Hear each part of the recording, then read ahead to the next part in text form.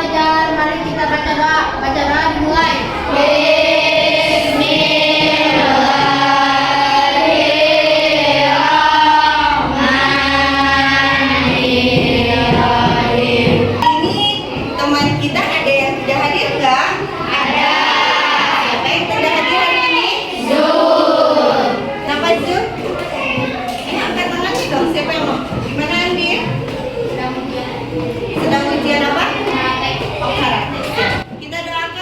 Lancar dan naik tingkat karatenya ya. Amin.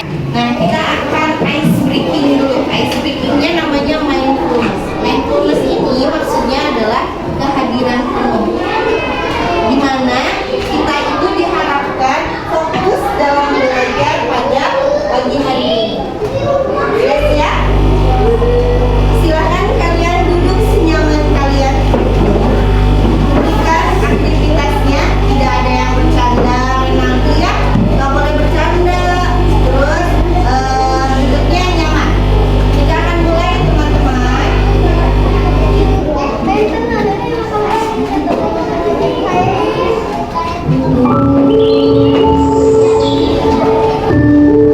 Dengar suaranya? Oke, sudah nyaman duduknya? Sudah. Yuk kita fokus pada diri kita sendiri. Oke, tadi kan kita sudah mindfulness nih. Bagaimana perasaan kamu atau kalian ketika sudah melakukan mindfulness? Ada yang mau angkat tangan menjawab? Oke, silakan Evita. Rasanya sangat tenang dan senang. Tenang dan senang, kayaknya hal yang paling disukainya membuat kamu sangat senang ya. Oke, baiklah. Terima kasih Evita. Pembelajaran minggu lalu ada yang ingat nggak? Apa ya? Oke, Naila boleh jawab. Menulis surat Ad-Duha. Menulis surat Ad-Duha, betul teman-teman? Betul. Jadi minggu lalu kita mempelajari tentang menulis surat Ad-Duha. Ibu sampaikan dulu ya tujuan pembelajaran kita pada hari ini. Kita akan belajar menjelaskan pesan-pesan pokok dari Quran surat Ad-Duha, terus mengaplikasikan nilai-nilai Quran surat Ad-Duha dalam kehidupan kita sehari-hari nanti. Kemudian kita akan bekerja kelompok untuk menghasilkan hasil diskusi yang sangat relevan. Nah, itu tujuan pembelajaran kita pada pagi hari ini. Nah, sebelum kita mulai belajar, Ibu akan bertanya dulu nih, bagaimana Quran surat Ad-Duha mengajarkan kita tentang konsep harapan dan optimisme dalam menghadapi kesulitan hidup? Ada yang mau jawab? Oke, silakan Nazila.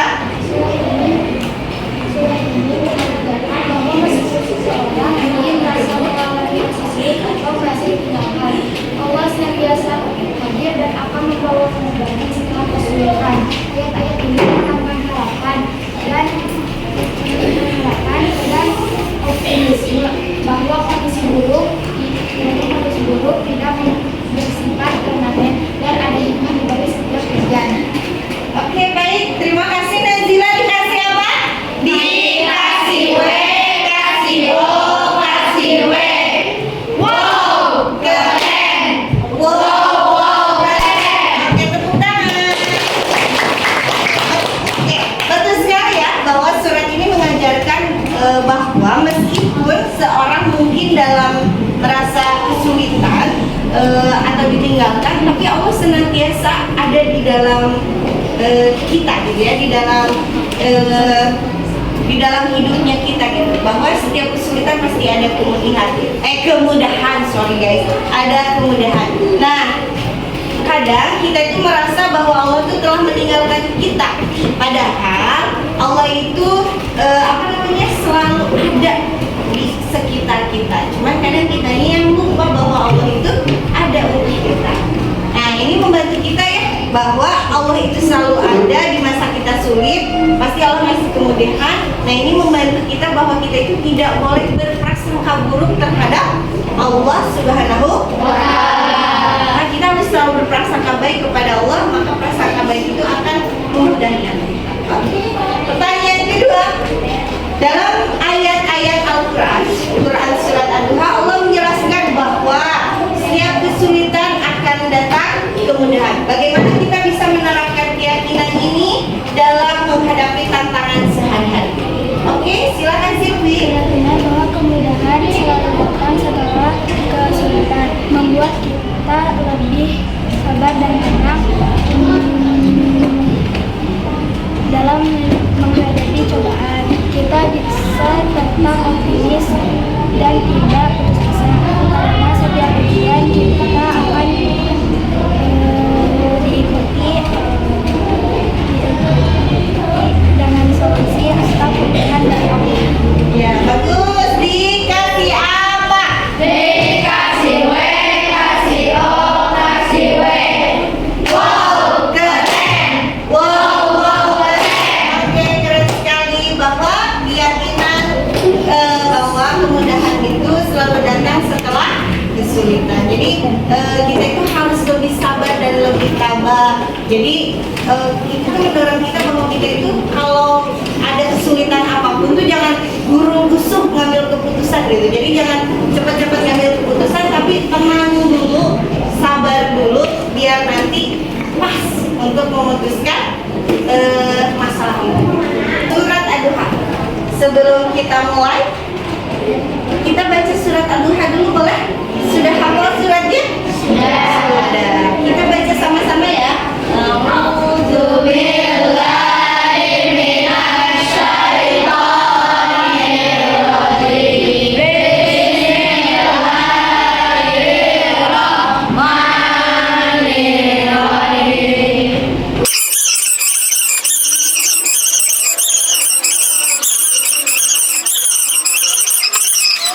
Hari ini kita akan melanjutkan pelajaran kita yang telah kita pelajari sebelumnya. Kita akan mempelajari tentang surat Ad-Duha, tentang pesan-pesan pokok surat Ad-Duha. Tapi teman-teman, ibu mau bertanya dulu nih, apa pesan utama yang disampaikan Allah kepada Nabi Muhammad SAW melalui Quran surat Ad-Duha? Apakah ada yang bisa menjawab? Oke, silakan Ananda Raja. Pesan utama dari Quran adalah bahwa Allah tidak pernah meninggalkan Nabi Muhammad SAW, dan masa depan Nabi lebih baik daripada masa lalu.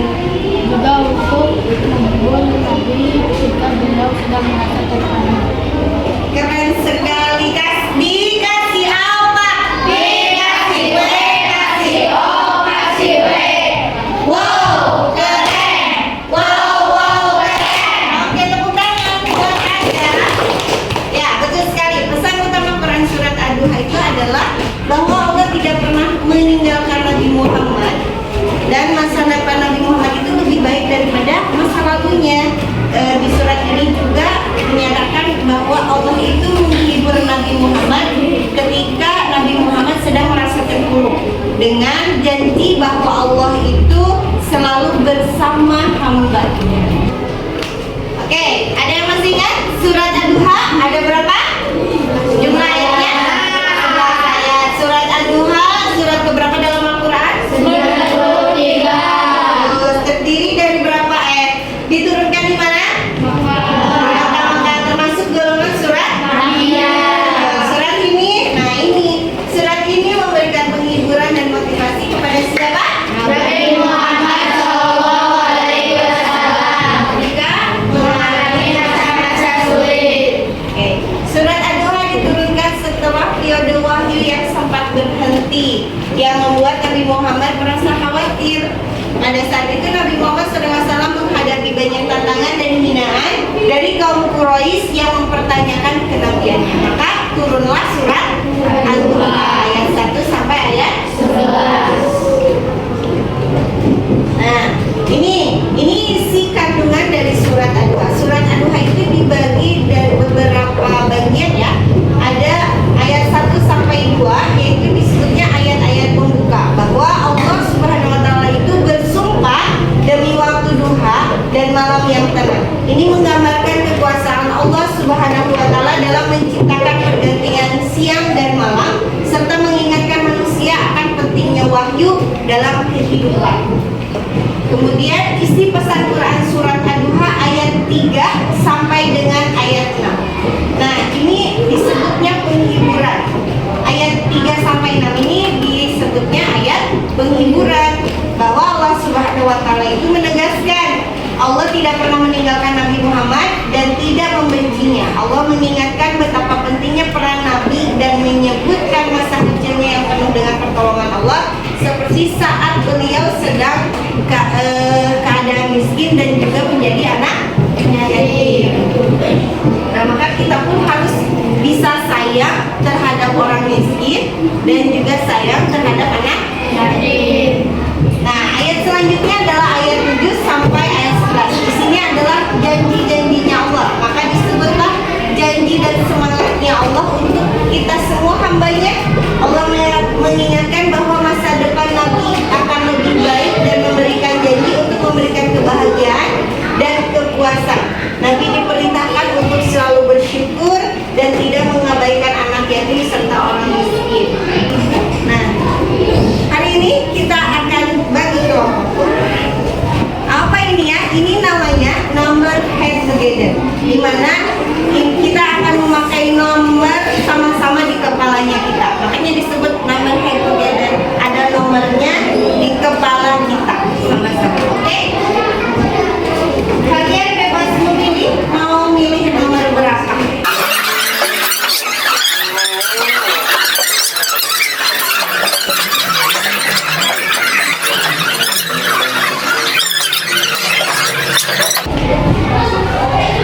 Oke, sudah ya memakai nomor kepalanya. Sekarang kamu duduk sesuai dengan nomor yang sama. Yang kamu pakai nomornya nomor berapa? Oke. Kelompok 1 di sini, kelompok 2, kelompok 3, kelompok 4 dan kelompok 5 di sini. Ibu akan bagikan tugasnya kepada kalian. Satu tentang apa? Menentukan hikmah surat Ad-Duha. Kelompok 2, pesan pokok surat Ad-Duha. Kelompok 3, pemasangan ayat. Kemudian kelompok 4, pemahaman Quran surat Ad-Duha dan kelompok 5 tentang apa?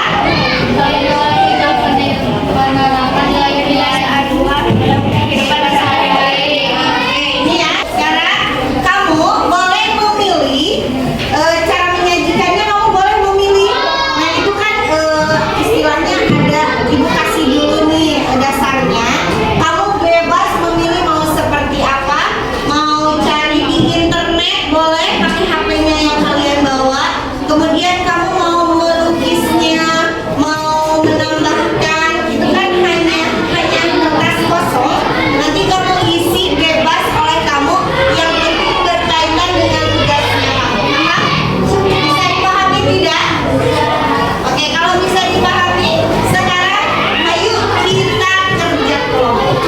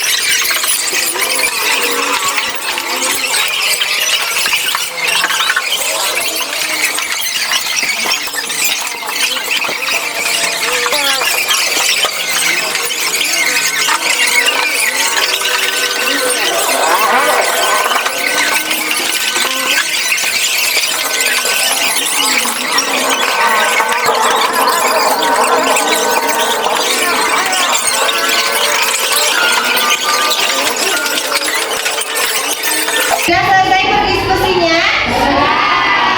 Sudah dirapikan kembali mejanya? Kalau sudah, mari kita presentasikan hasil dari kerja kelompok kalian